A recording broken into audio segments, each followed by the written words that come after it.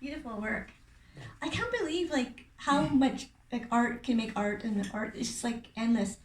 And like sometimes you think if you have like a really big picture, it's gonna make a really big poem, but then you can have like, or I didn't say that quite right. But I was thinking a little picture like this can make like a really beautiful poem. But sometimes you think you have to have like this fantastic huge painting, but so much can come from like a little picture, right? It's just like so amazing, you know. Like there's a whole universe in this little painting that can come out. Just like it's just alive in there, and you have to bring it out with your words. It's just incredible. You take one picture in here, and all of us could write a poem, and each of those poems would be completely different. Yeah. It's all about how we see things and how it touches us, right? So, I would like to introduce our last feature for before our break, Lozan Yamokly, who's rushing from Richmond to make it. Yes, she was born in 1972 in Baghdad. She's from Kurdistan, which is present-day northern Iraq, and she is the fifth of 11 children. Due to persecution, she left her homeland with her family in 1994. While living in Ankara, Turkey, as an asylum seeker, she worked with UNHCR. UNHCR, High Commission for Refugees. Right, thank you. Canadian and Australian embassies as an interpreter, then migrated to Canada in 1995.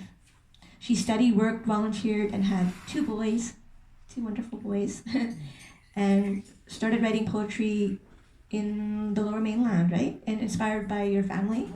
And Holy Wow poets, yeah. And your uncle, and you have famous writers in your family too, right? She's authored 3 collections of poetry, I'm No Hero, Counting Waves, and her latest book is Dreamers Needed. And yes, you can visit her website, lozanyomokly.com, and she's doing lots of stuff. Fabulous things. Silver medal my books. Yeah, silver medal poetry. Yes, the first 2 books. Yeah, the first 2. You know, so I said the first 2, not that 2. So I think you're working on your memoir now, right? Yes. On and off between protesting and working for climate change, and drumming classes. Drumming class. Yes. Yeah. Well, thank you so much. And Lozan Yamokly is also the secretary of our class, so we all have a connection here tonight. Thank you. Thank you so much. Thank you for waiting for me. I had to be at I know it was a clash of 2 events happening at once in Richmond, right? Yeah. Thank you so much for having me. I know my husband loves it when I dress up like that because he says, I know exactly what you are. If at any minute, I know what Lozan is. It's hard when you're trying to sneak into our room. So, thank you so much, Janet. I was like, trying to be quiet. I brought a beautiful saying by an elder, Chief Seattle.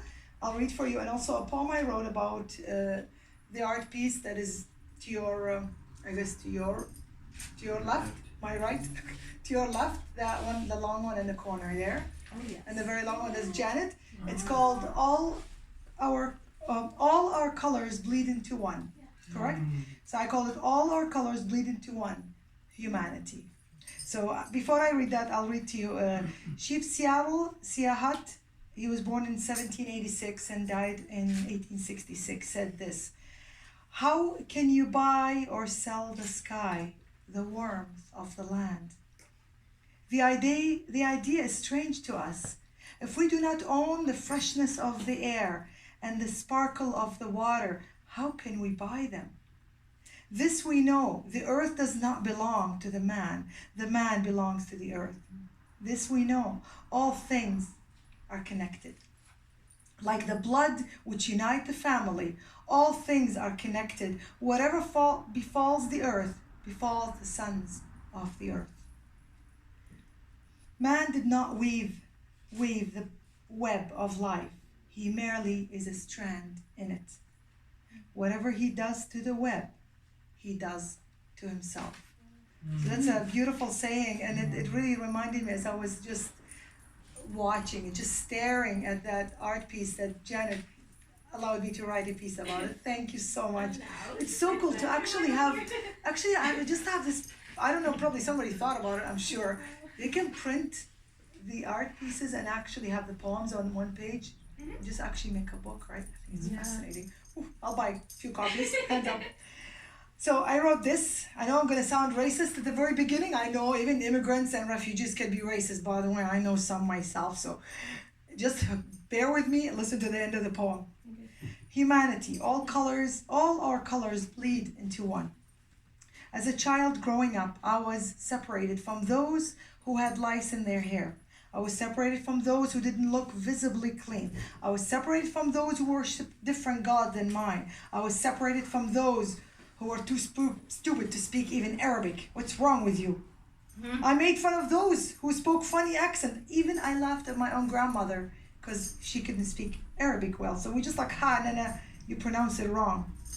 I was living in a bubble, thinking some cultures didn't shower. Some of them are just dirty. Some of them didn't wear even clothes. Like, wow, strange. There are people out there that don't wear clothes. And some wear too many clothes.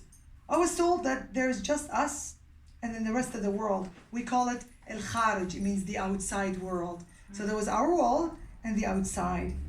I thought my people were the center of the world and the rest of it just there for us to watch and observe and learn from. The first time I was 19-year-old, I shook a hand of an Israeli man. I was like, wow, you look like us. And he said, what do you mean? And I said, they told us you guys look different. And I was serious. I was 19 years old because that's that blockage, right? They won't let you. Even the media was the government controlling everything, right? The more I grew, the more I traveled, the more people I knew, the more stories I've heard, the more I related to people, the more I fell in love with them, with their culture, with their love, with their families, with every aspect of their love, everything they did, from their accent, from their language, from the way they love, from the way they cook, from the way they draw, from the way they even talk to me. I was like, wow, this is amazing. Nobody talked to me this way. So I realized that each one of us, no matter where we are in the world, each one of us is a completely different color. No matter what color and where we are in the world, we are connected. We are beautiful, we are unique, and there's nothing can separate us but hate.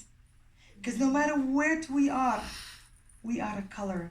And we make this life an art piece, a masterpiece, because all colors of the world bleed into one. Humanity. Thank you so much.